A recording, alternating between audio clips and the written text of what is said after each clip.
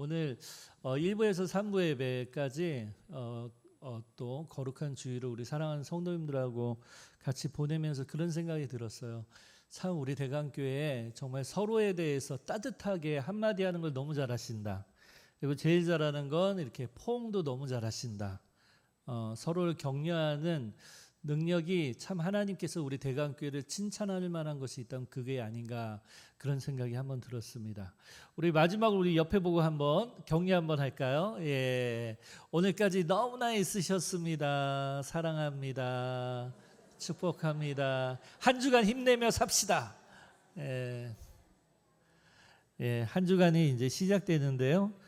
주일 오후 예배가 공교롭게도 늘 마지막 예배입니다. 그래서 이 자리에 오후 예배에 참석한 성도님들은 다 귀한 하나님의 자녀들이지만 특별히 예배를 사모하는 분들이에요. 맞죠? 네. 그러니까 주일 오후까지 남아 계시잖아요. 그죠? 그래서 이 오후를 정말 하나님께서 나에게 힘 주신다라는 것을 믿고 그 성령님의 음성을, 설교자인 제가 말씀도 전하지만 무언중에 역사하신 하나님의 능력이 크잖아요. 그죠? 예. 저는 설교 말씀 이렇게 했는데 성도님들이 받을 때는 다 다양하게 받으시잖아요. 그죠? 그게 하나님이 하시는 역사라는 생각이 듭니다. 그래서 우리 사랑하는 성도님들이 정말 신나게 말씀도 듣고 찬송도 끝까지 힘차게 하나님께 올려드리면서 하나님이 부어주시는, 사람의 능력으로 힘이 나는 게 아니라 하나님의 능력으로 힘이 나길 바랍니다. 제가 오늘 기도 중에 큰 은혜를 받았거든요. 우리 조 권사님이 기도하실 때 왜 은혜를 받았냐면 그 구원을 잊지 않으셨어요. 구원받는 자들이 날마다 오기를. 그래서 저도 대강교회를 생각하며 우리 한국교회를 생각하며 기도하는 것 중에 하나는 구원받는 역사가 날마다 일어나야 돼요. 그죠? 그래서 우리가 삶 중에 고난이 없을 수 없고 우리 중에 있는 고난 가운데 우리가 구원도 받지만 예수 그리스도를 모르는 분들이 예수 그리스도를 만나서 진정한 3.1절의 기념 뭡니까? 자유잖아요. 그 자유를 누리는, 그 해방을 누리는 우리 모든, 우리 사랑하는 이 자리에 참석한 우리 성도님들의 주변 모두가 되기를 축복합니다. 네, 이제 말씀을 전하면 오늘은 3.1절이잖아요. 그래서 107년 전입니다. 1919년 3월 1일이었죠. 독립을 바라는 우리 민족이 어른들뿐만 아니라 어린 남녀노소 가리지 않고 거리에 뛰쳐나왔습니다. 그리고 무엇을 흔들었죠? 태극기를 흔들면서, 태극기 전부 다 불태워 없었잖아요. 그죠? 근데 몰래 준비했잖아요. 그죠? 나라의 국기를 준비해서 그것을 흔들면서 떨리는 심정으로, 두려운 심정으로 죽을 수도 있잖아요. 그죠? 그런데도 불구하고 크게 외쳤습니다. 다 함께 외쳐볼까요? 뭐라고요? 시작! 대한 독립 만세! 한 번 더. 대한 독립 만세!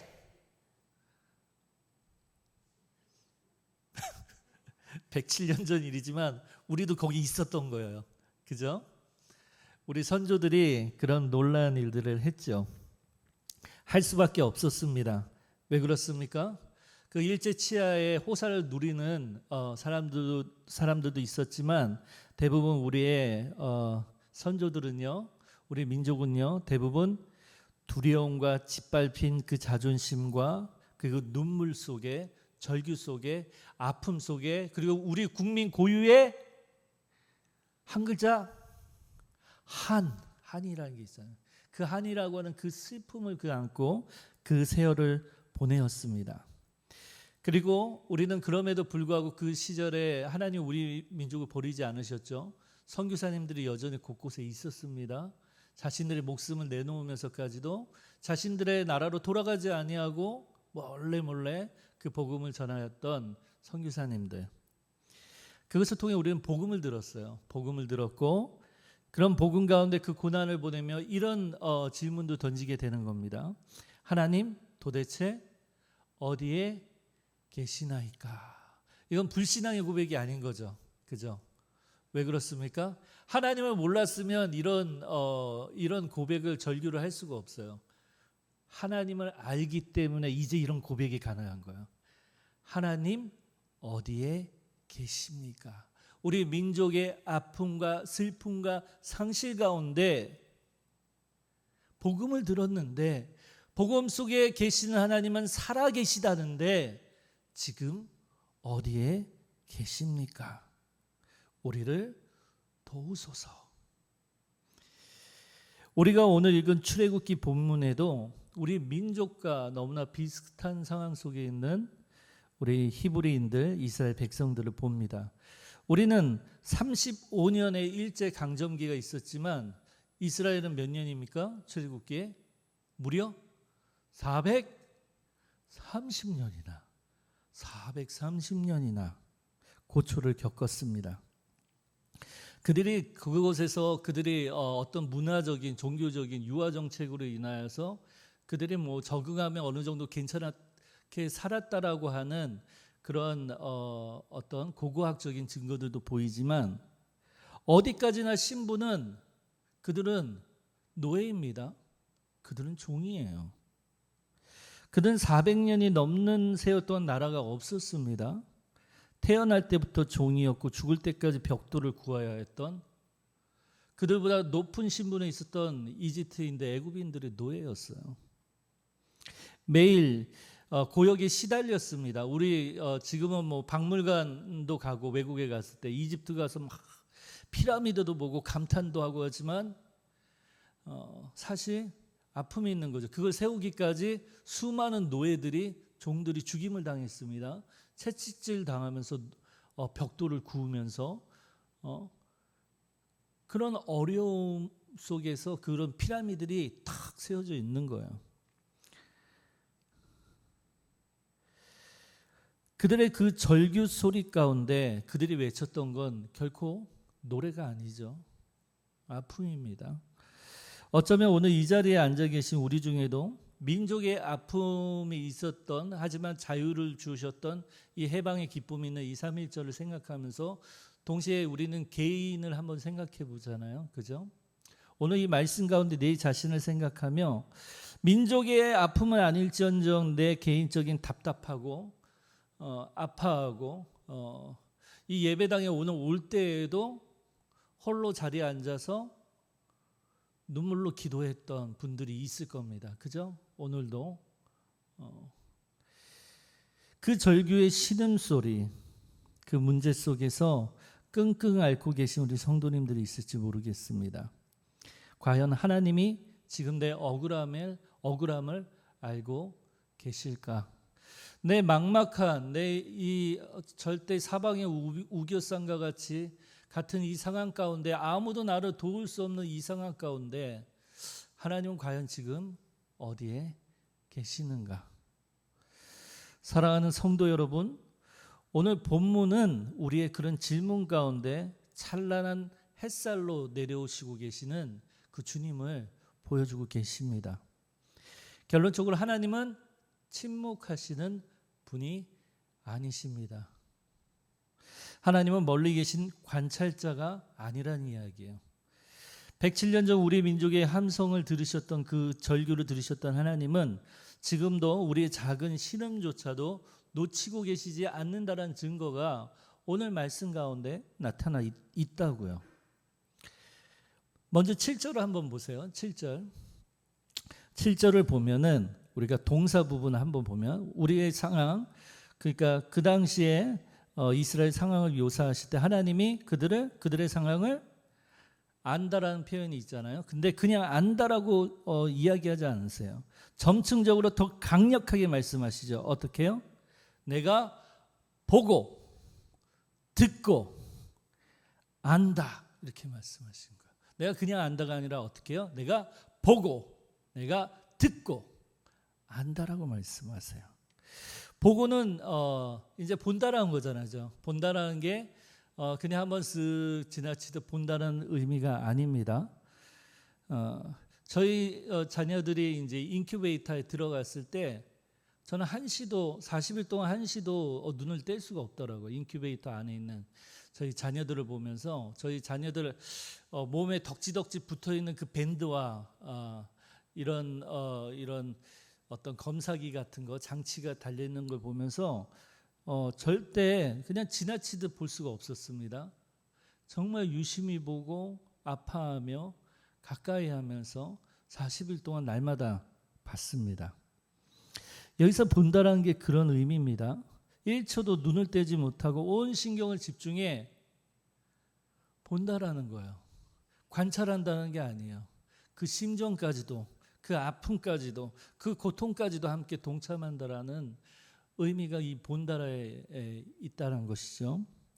그리고 듣고, 흘려듣는 게 아니라 작은 시름소리, 이 아이가 새근새근거리는 그 심장 소리조차도 놓치지 않고, 오늘은 이렇게 새근새근 이렇게 숨 쉬네, 다음 날은 좀 더 편하게 쉬는 것 같네, 오늘 왜 이렇게 불편하게 쉬는 것 같지? 하나도 놓치지 아니하고 그 자녀의 신음소리마저도 하나하나 귀를 기울이고 경청한다는 의미가 이 듣고예요. 누가 이러고 계신 거예요? 하나님이 이스라엘을 이렇게 보고 계신 거예요. 이렇게 보고 계시고 이들의 신음과 이들의 아픔 소리를 이렇게 듣고 계신 거예요. 무엇보다 가장 이 말씀 가운데 우리를 마음을 울리는 것은 보고 들으시고 그리고 이렇게 말씀하신다는 거예요. 뭐라고요? 안다. 내가 다 안다. 누군가 우리가 깊은 상실과 아픔 가운데, 절망 가운데, 큰 고초 가운데 있을 때 많은 말을 하는 사람들보다 어떤 사람이 크게 위로가 되죠? 그냥 그저 옆에 있어서 손 한번 붙잡으면서 그래, 내가 네 마음 알아. 그래, 알고 있어. 얼마나 큰 위로가 됩니까? 근데 하나님은 위로만 되시는 하나님이 아니시죠. 여기서 안다라는 것은 경험적으로 사람을 위로할 줄 안다는 그런 안다가 아니에요. 이렇게 하면 내가 많은 말을 하는 것보다 내가 훈련을 받았잖아, 이럴 땐 그냥 옆에 가서 손 붙잡아주고 같이 있어주고, 이런 경험적인 걸 이야기하는 게 아니에요. 하나님이 여기서 안다는 것은 경험적으로 머리로 안다는 게 아니라 가슴으로, 온몸으로 체험해서 안다라는 거예요. 누가? 예수 그리스도께서 그것을 체험하심으로 우리의 연약함을 아신다라는 거예요. 우리의 상처를, 우리의 실패를, 우리의 아픔을 예수 그리스도가 아신다는 거예요. 예수 그리스도가 아신다는 건 누가 안다라는 거예요? 삼위일체 되신 성부 하나님이 아신다는 뜻이고 성령 하나님이 아신다는 의미입니다. 이스라엘이 400년간 벽돌을 굽느라 얼마나 힘들었는지 내가 다 보고 받았어. 선지자 누구 통해서 내가 다 얘기 들었지.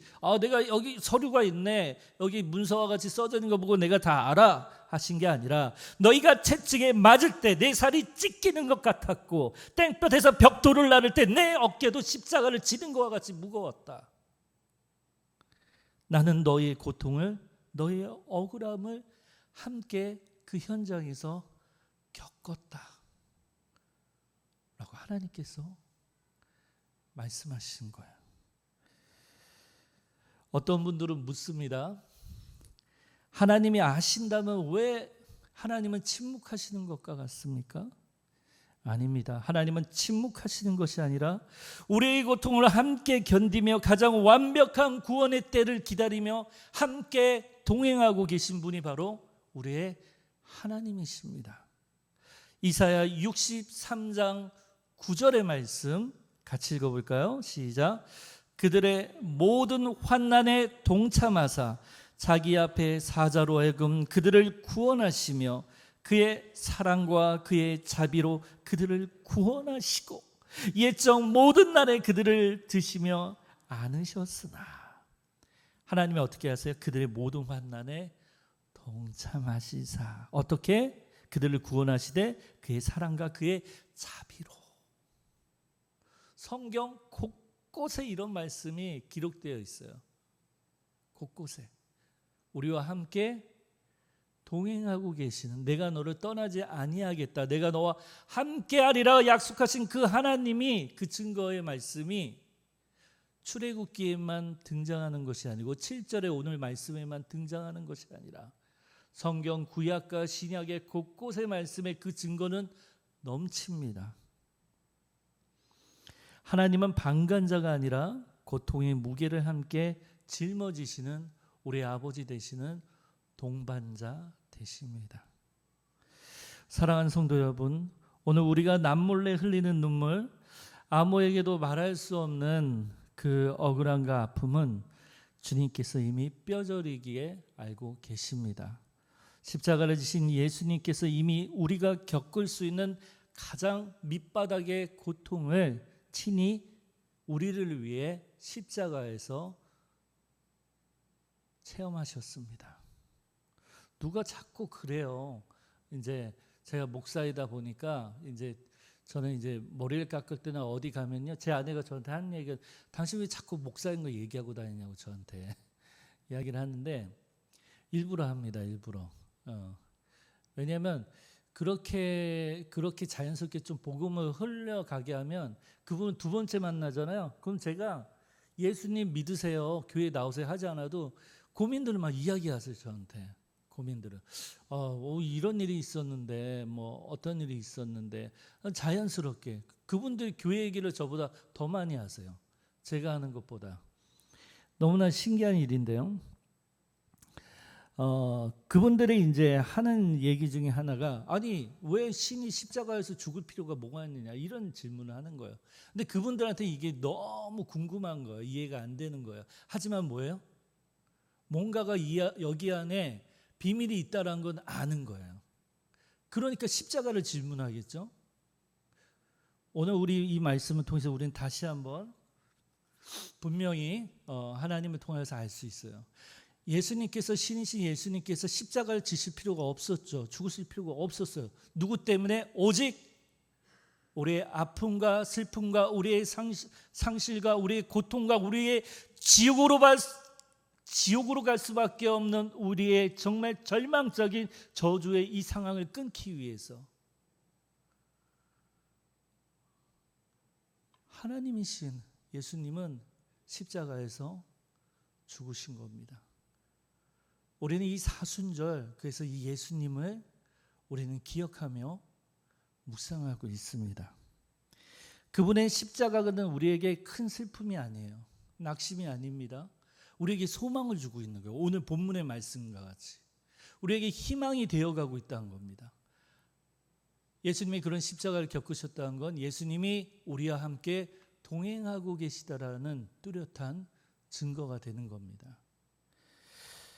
하나님은 아는 것으로 이제 끝내지 않으세요. 8절의 말씀 보면 아주 중요한 말씀입니다. 8절의 말씀을 보면, 내가 어떻게 내가 내려가서 그들을 애굽인의 손에서 건져내요. 건져내는데 어떻게 건져내요? 내가 친히 내려가서, 위에서 아래로 내려오신 거예요.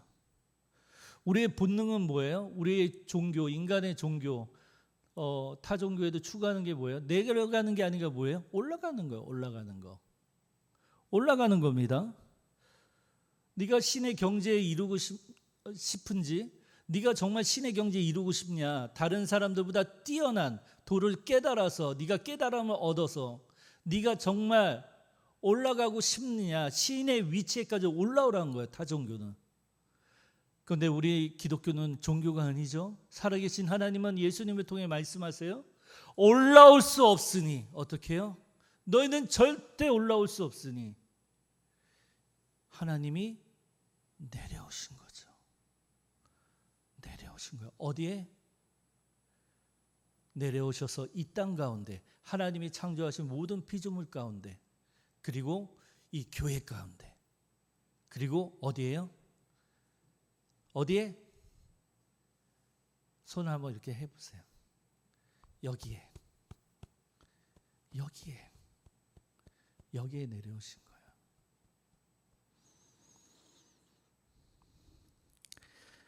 우리 하나님은 그런 분이세요. 하늘 보좌에서 친히 내려오셨어요.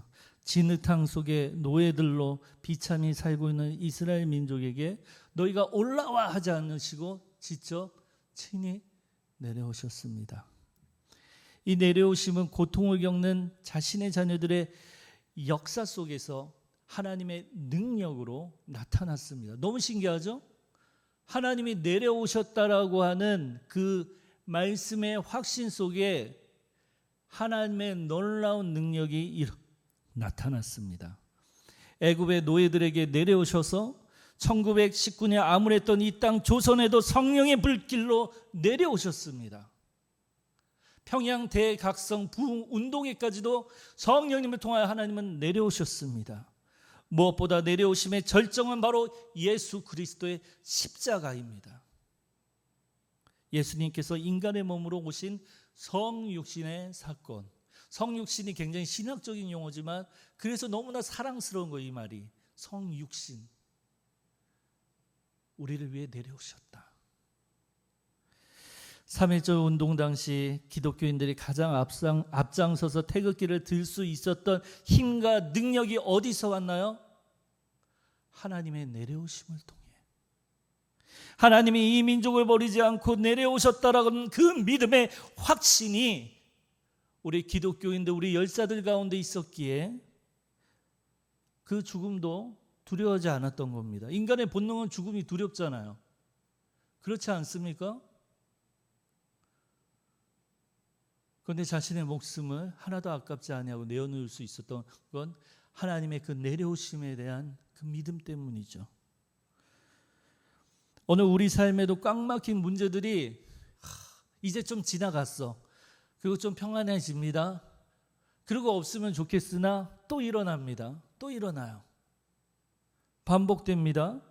도무지 내 힘으로 풀 수 없는 쇠사슬 같은 문제들의 연속입니다. 그러나 우리는 신앙생활하면서 우리는 늘 내려오시는 그 하나님을 통하여 낙심하거나 절망할 필요가 없습니다.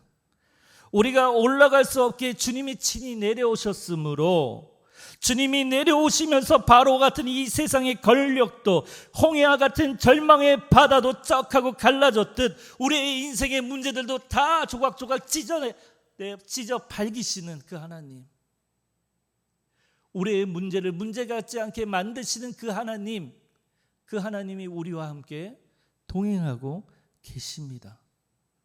그분이 우리를 보호하고 계시는 거예요. 우리를 지키시고 계시는 거예요. 사단이 우리를 아무리 흔들고 악한 영을 우리를 넘어뜨리려고 해도 거기까지, 하나님이 거기까지 하시면 못 건드리는 거예요. 왜? 우리는 누구의 자녀이기 때문에? 하나님의 자녀이기 때문에. 하나님의 자녀이기 때문에. 이제 다음 구절을 보면 놀라운 또한 반전이 등장하고 있어요. 하나님이 직접 보고 듣고 내려오셨으니 하나님이 짠하고 이제 기적을 일으켜서 다 해결해 주시면 좋겠는데 10절에 보면 뜬금없이 모세에게 이런 말씀하시죠. 10절 같이 읽어볼까요? 시작. 이제 내가 너를 바로에게 보내요. 여기까지.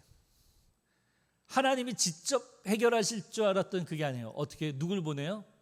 모세를 바로에게 보내요. 아니 하나님이 하신다면서 왜 하필 저입니까? 왜 하필 나입니까? 왜 하필 모세와 같이? 모세는 살인자였고 도망자였고 나이가 80세의 힘없는 노인이었는데 어떻게 제가 절대 권력자인 바로 왕 앞에 설 수 있습니까?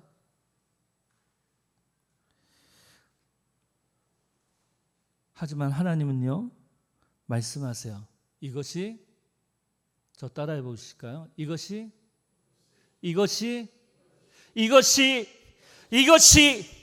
나의 방법이다. 나의 방법이다. 많이 겪으셨죠? 내 생각과 내 해결 방법과 다르신 하나님 수없이 경험하잖아요. 내 생각과 내 방법대로 하나님이 들어주시면 감동이 없어요. 은혜가 없어요. 하나님이 하셨다는 고백을 우리는 할 수 없어요. 속마음에 무엇이 막 올라와요? 내가 했지. 내가 해냈다. 내 능력으로 스멀스멀 올라옵니다. 스멀스멀 올라와요. 하지만 내 생각과 내 방법이 틀렸다는 걸 깨달아 주시는 그 하나님을 만날 때 내 방법이 틀렸지만 하나님의 방법이 옳았다. 하나님이 하셨다라고 고백할 수 있는 거야. 그때 우리는 어떻게 고백합니까? 하나님의 은혜입니다. 하나님이 하셨습니다. 제가 한 것은 단 하나도 없습니다.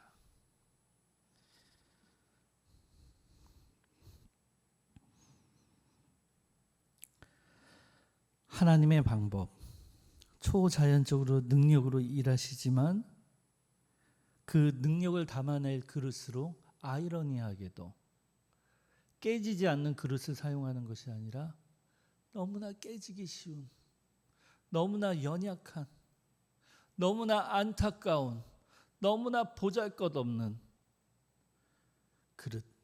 누구? 우리를 하나님은 사용하신 거예요.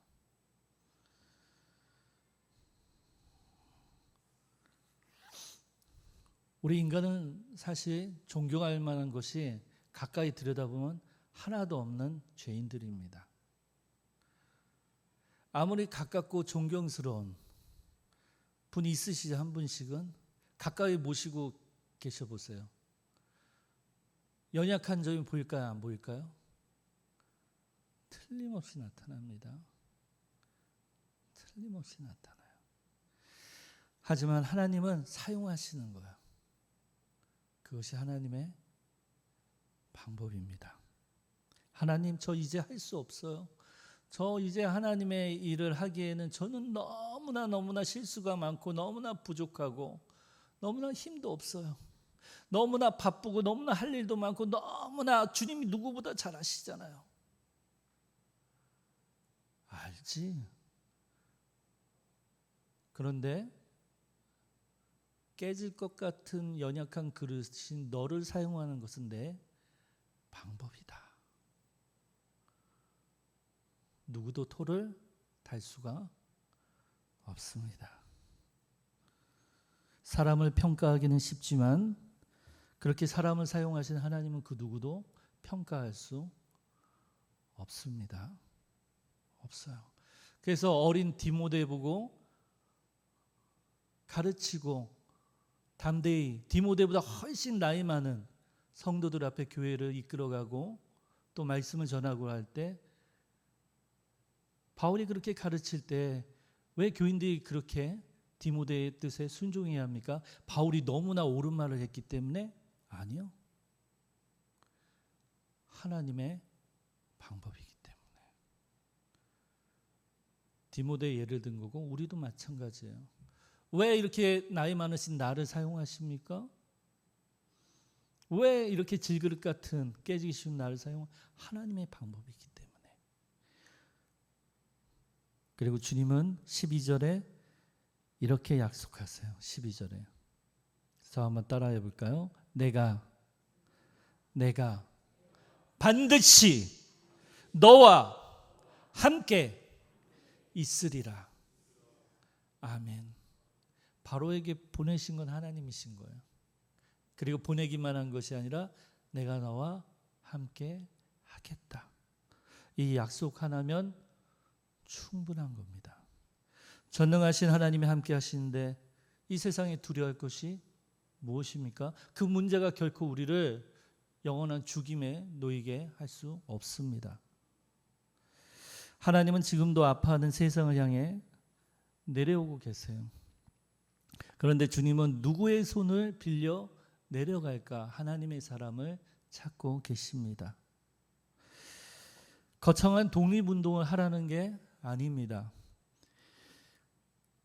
우리 주변에 있는 연약한 자, 나약한 자, 무엇보다 복음을 모르는 자, 예수 그리스도를 모르는 자, 사방에 우겨 삶의 문제 가운데 짓눌려 있는 자, 어쩌면 하나님은 우리를 그들에게 보내시는 거예요.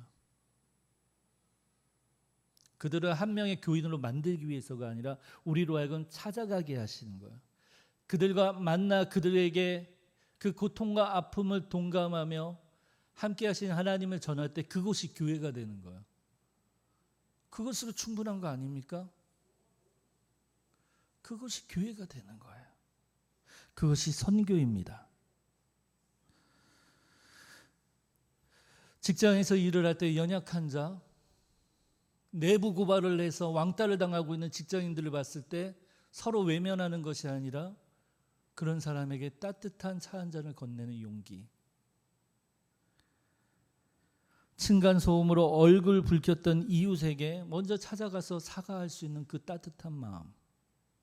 가정에서 상처받은 배우자를 더 이상 외면하지 아니하고 눈물로 안아주며 당신을 사랑한다고 고백할 수 있는 그런 능력, 그런 용서, 그런 사랑. 아픔을 겪고 있는 누군가의 손을 붙잡아 주는 것, 그것이 바로 오늘 우리가 해야 할 하나님이 하신 내려감입니다. 하나님, 제가 무엇을 하면 좋을까요? 우리 곁에 있는 작은 신음소리를 듣는 것, 그것이 바로 2026년의 출애굽 사역입니다. 우리가 그곳으로 갈 때 우리는 누군가의 기적, 누군가의 작은 못에 결국엔 우리를 통해 우리를 높이는 것이 아니라 하나님께 영광 돌리는 놀라운 하나님의 선교의 사역을 보게 될 것입니다. 사랑하는 성도 여러분, 오늘 본문 2절을 보면 떨기나무에 불이 붙었는데 그 나무가 타서 없어지지 않습니다. 목사님, 왜 떨기나무에 불이 붙었는데 왜 타지 않습니까? 거짓말, 말도 안 돼요. 이런 일은 있을 수 없어요. 성경은 거짓으로 지어졌다니까요. 떨기나무에 불이 붙었는데 왜 그 나무가 타서 없어지지 않는지 너는 그 이유를 모르겠지. 그 이유는 그 불꽃 한가운데 하나님이 계시기 때문이야. 그 불꽃 가운데 하나님이 계시기 때문이야. 떨기나무 같은 우리 민족, 땔감보다 못한 힘없는 이 나라가 일제라는 거대한 제국의 불길에 휩싸였으나 끝내 소멸하지 않은 것은 우리 민족과 하나님께서 함께 계셨다라고 하는 부인할 수 없는 증거입니다. 하나님은 저 멀리 안전한 곳에서 응원만 하는 분이 아니시라 뜨거운 불길이 이글거리는 그 고통의 현장 속에서 독립투사들이 피 흘리던 거리, 성도들이 눈물 쏟던 차가운 마룻바닥과 같은 그 현장에 함께 계셨던 내려오심의 하나님이십니다. 오늘 혹시 인생의 시련이라는 불길 속에 갇혀 있다고 느끼십니까? 사업이 불타고 건강이 무너지고 미래가 보이지 않아 가슴이 새까맣게 타들어가는 분이 계십니까? 분명히 선포합니다. 하나님은 지금 우리의 고통 한복판에 와 계십니다. 떨기나무 불꽃 가운데 임하신 여호와 하나님은 결코 우리를 포기하지 않으십니다. 이사야 43장 2절의 말씀 같이 읽어봅니다. 이사야 43장 2절의 말씀 저 한번 따라해 보시겠어요? 나오네요. 시작. 내가 물 가운데로 지날 때 내가 너와 함께 할 것이라. 강을 건널 때 물이 너를 침몰하지 못할 것이며 내가 불 가운데로 지날 때 타지도 아니할 것이요 불꽃이 너를 사르지도 못하리니. 아멘. 우리 외쳐봅시다.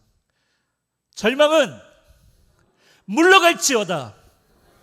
질병은 떠나갈지어다. 우리 가정을 묶고 있는 저주의 사슬은 끊어질지어다. 아멘. 우리는 혼자가 아닙니다. 내가 내려가서 건져내리라 약속하신 만군의 여호와 대장 되시는 그 하나님이 우리 편이십니다. 그 하나님 손 꽉 붙잡고 다시 일어섭시다. 자, 저하고 함께 기도하기 원합니다. 마지막으로 자, 기도 제목 3가지를 준비했어요.